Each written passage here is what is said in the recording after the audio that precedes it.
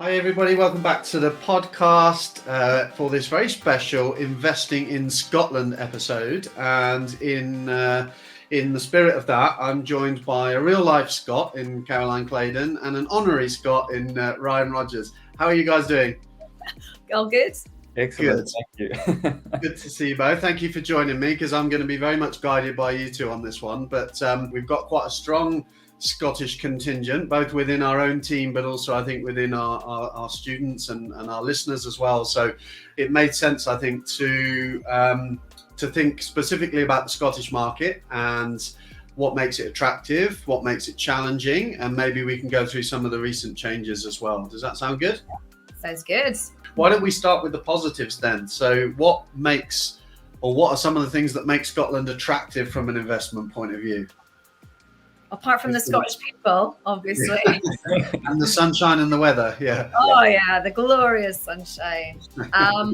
Well, look, I think the cost of property in certain regions certainly is got to be I would say number one, isn't it, Ryan? That the cost that you have to pay to purchase a property compared to the rents that you get is very attractive. We have a number of London students of ours who target Scotland for that very reason. The returns and yields are very, very strong. Yeah, absolutely. And we have a very strong rental demand up in Scotland too, which also obviously helps. There's also a very, very strong demand for social housing. So there's great opportunity, in that department. So that obviously lends to it too. I know there's a slight difference in some of the types of properties we get up in Scotland. Terraced houses, obviously, the same, but there is a lot of uniformity in the types of houses that we get up here in the flats. For example, the 4 in a blocks. It's a 4 flats in a block, 2 up, 2 down. We always call those our bread and butter because there's so many of them around. There's a lot of that kind of stock available, and they make great rentals. People grow up in them, they want to live in them. So it also makes it easy when you want to value the properties in the long run, so it's easy to value them up. There's nothing out of the ordinary or quirky that you're looking for. Yeah. So what are some of the differences that people need to be aware of? Because there are a few, aren't there, that both in terms of the buying process, the type of properties, that there's some key differences that if anyone's interested in investing in Scotland, they need to be aware that it differs to the English market. So who wants to kick us off with the first one of those? Well, we start with the legal process. I think so. Yeah. Because gazumping is still something that happens south of the border. People can get an offer accepted and then kind of pull out. Yeah. Now, you can actually do that in Scotland. Yeah. However, it's pretty frowned upon. Yeah. And once that offer is accepted and the legal process has begun, both parties fully expect that to continue to be the case. Yeah. While we don't exchange contracts and then complete up here, what we do is we sign missives, and that is a legally binding contract, which means that's it. You're both locked in. Neither party can pull out. You can actually sign missives without any exchange of money. So that's quite different to the exchanging of contracts in England. Your solicitor can sign those on your behalf too, if everything's in place. Right. Yep. So you can literally buy property in Scotland from sitting on a beach on the other side of the world. Solicitor can do all of it for you. And I think one of the misconceptions is every offer has to be a formal offer through your solicitor. You can actually put in verbal offers to start with. So especially as an investor, if you want to negotiate or you want to get that negotiation process started, you can actually put some verbal offers in, and those can go through, without your solicitor really getting involved at that point, because some solicitors might actually charge you to put in that offer. So I would recommend just get that process started verbally, and then once that offer is accepted, you've agreed upon it, then go and chat to your solicitor and get them to put in that formal offer. We do have what they call closing dates, so if they get a lot of interest in a property, a lot of viewers go out, what they'll do is they'll put a date and a time in place for all offers to go in, and then those have to be formal offers, and it's almost like a closed bidding system. It doesn't mean that the highest one will be accepted, but they'll take all of those offers into account and then make a decision based off of that. But it is a blind bid situation then. Correct. Okay. And So it's quite different. Yeah, it is quite different. And I guess also the pricing. So if you were to view properties online in Scotland, you'll see offers over. That's very, very common. Whereas south of the border, it's a price and it's offers in the region of that number-ish. Yeah. Up here, you might have, well, we also have the home report still in existence. Yeah. So you might have, let's say, offers over 130,000. The home report has it valued at, say, 155. And depending on which market that is, you could be going to closing because people have put notes of interest on that property and then have to go a percentage above the home report or a percentage above the offers over. It really is a bit of a minefield for anyone starting out. But this is where a good solicitor or agent in the area should be able to give you advice, because they're seeing just what properties are going for above home report or above offers over. It's the seller that provides the home report. They instruct a valuer to go out and do a home report. It's not legal. You don't have to have one, but generally, speaking, people do want them in place.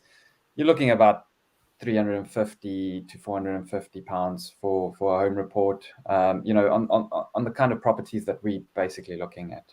Would you still, presumably, you still get your own survey done if you were looking at it from the buyer's perspective, or is the home report pretty comprehensive? Yeah, it is. You might find that a home report might say that you might need further structural, surveys done at that point. Then yes, but generally speaking, they're pretty comprehensive.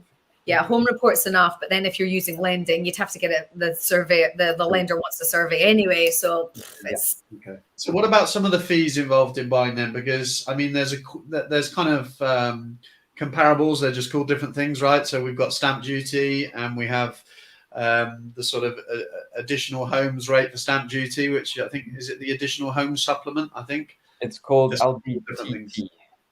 Okay. Land and Buildings Transaction Tax in Scotland. Yeah. So the additional dwelling tax that you pay is anything below 40,000. You don't pay any stamp duty or LBTT on.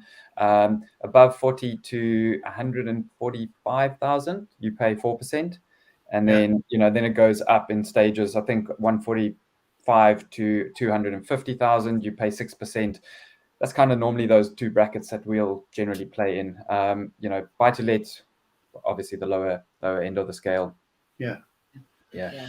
And obviously that the LBTT, they've also got different rules for different buyers. So it's not just the additional dwelling, tax. It's even first-time buyers. There's a first-time buyer supplement, which is really, really awesome in Scotland, where they that threshold is pushed up to 175,000. So around 80% of first-time buyers don't actually pay any LBTT in Scotland, which makes it really affordable to get on, or easier to get on the ladder. It does help. Sounds interesting. So what about leaseholds, freeholds? There's a difference there. And essentially, you don't have leaseholds, right? Is that how it works? Doesn't exist. No. Yeah. They call it the outright or absolute ownership, which is basically like a freehold. Yeah. So it makes it easier to mortgage flats up here, which once again makes it really attractive from a buy-to-let point of view. Yeah, there's none of this. If it's below X amount of years on the leasehold, no lender will touch it. That doesn't really exist up here. Yeah. So on balance, then, buying process sounds like that could be a little bit tricky. That would take some getting used to and learning that system. But there's some compelling reasons there to invest in Scotland. What about some of the challenges then? So there's been some quite well publicised stuff in the news recently, hasn't there? So how are you guys finding that, and what have been that? Let's summarise some of those changes for people.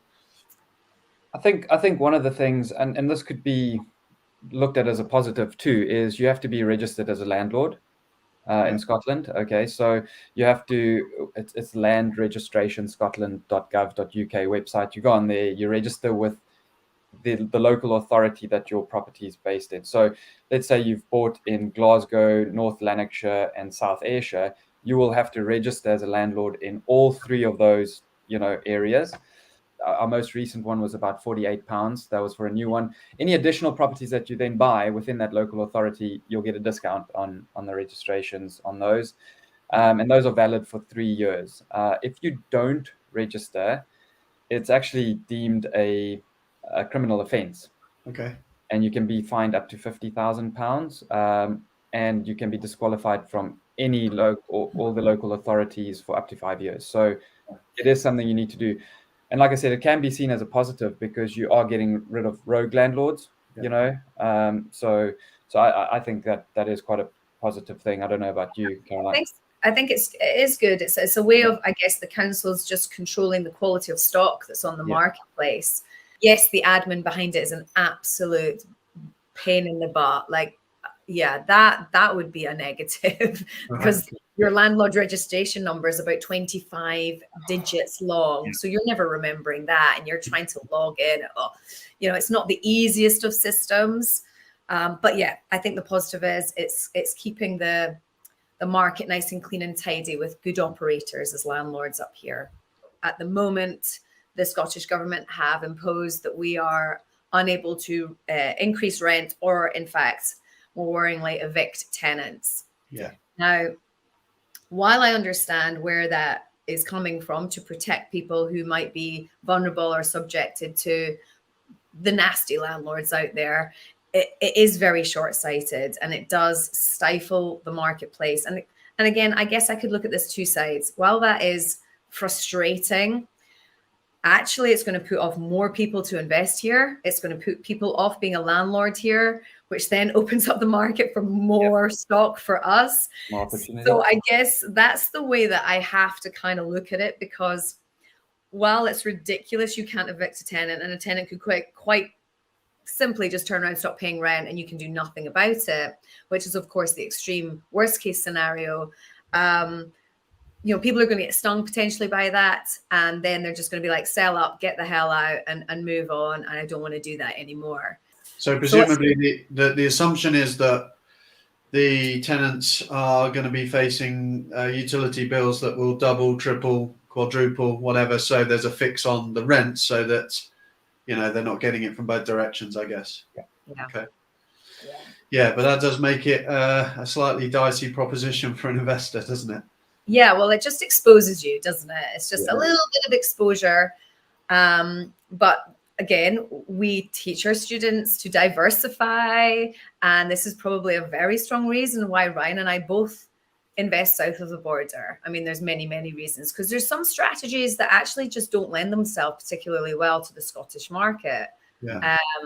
And just work better south of the border. So if you are looking to invest in Scotland, just as, maybe adding some social housing to an already existing portfolio, then absolutely, I don't see any issues there at all. If you're starting out, then great. Start in Scotland, by all means, if that's where you're focusing, but always have an eye south of the border as well, because it's always good to have eggs in other baskets. I think it's probably safe to describe that Scotland is leading the way. I think England are watching with interest as to what's happening with the regulation of short lets. So like in a nutshell, if you can, what's the kind of current situation with short lets and holiday lets in Scotland? Right. So from the 1st of October 2022, this year, they have now put licensing in place for short-term lets. If you are a current host, like we are, we've got stock out there at the moment that we're renting out. We have until March 2023 to do our licensing and apply for our license. It's all done online, but you need all your certs done, all your safety certs. So that's your EICR, gas safety, Legionella up in Scotland, PAT testing, fire risk assessments. We also need floor plans drawn up for them, and you need to give them evidence of where your smoke detectors and stuff are with a video, or so make sure you do have all of that. You also need to put a public notice up within 50 meters of your property for 21 days to say that it has been, or you have applied for the licensing. So obviously it notifies your neighbors Right. Because they can obviously dispute that. Yeah. It's also, once again, same as your registration, your landlord registration. It's a 3-year renewal. Now, you don't have to be registered as a landlord for a short-term let, which is great. You also don't have to pay a deposit into a deposit scheme, which we can chat about too, because that's one of the things we need to do here. And there are certain areas that you will need to get planning for the short-term let licensing. I think that is all being based on how many applications they're also getting in certain areas. So the area that I'm in at the moment, we don't have to, but there's a disclaimer that says it might come depending on how many applications they're getting in. So we're trying to do it as quickly as possible. There are 4 types of licenses or 4 areas that they fall into. There's a home sharing. So that's if you rent out a part of your home as a short-term let. There's the home letting. So that's if you're not at home, but you're renting it out. Then there's the home sharing and letting. So it's, you're there sometimes, but you're not there sometimes. And it's being used as service accommodation. And then there's the secondary let, which is what we do. So it's a secondary home that gets rented out. Yeah. We're looking at anything under 4 bedrooms or 4 guests is about £250, I think, and £400 for 5 and above for a secondary home. For 1 year. 1 year's license. 3 years. 3 years. Okay. Yes. So it's not too bad. But once again, if it's a new application, so anything that you bring to market now, post 1st of October, you will have to wait for that license, just like the HMO license. You'll have to wait for that to be approved. You have to go through the process. We don't know how long that's going to take, because at the moment, obviously, they're going to be inundated with applications too. So we're going to have to weather the storm if you want to bring anything new to the market right now, and see how long that process takes. But you're not going to be able to rent it out as a short-term let until that license has been granted. Yeah. So if you're an existing operator like yourself, so the license application aside, let's put the planning issue aside. So if you're in an area where that doesn't apply for now, if you're making the license application or the accreditation, is it a done deal? Is it just a formality? Or by putting that public notice up, if you get a load of people who say we don't want it, can they still make a judgment call on it? Absolutely. Okay. So that's why that notice has to go up. So a good thing with us, we think we've built good relationship with our neighbors, which I always tell people to do anyway, because that's key. So hopefully we don't get any disputes, but so far so good. Our neighbors are quite good, and I'm in constant contact with them anyway. But yes.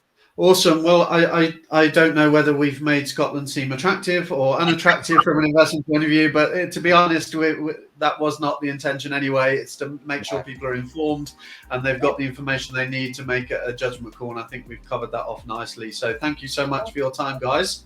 Excellent. Thank you. Thanks for having us. Awesome. Take care, guys. See you. Bye.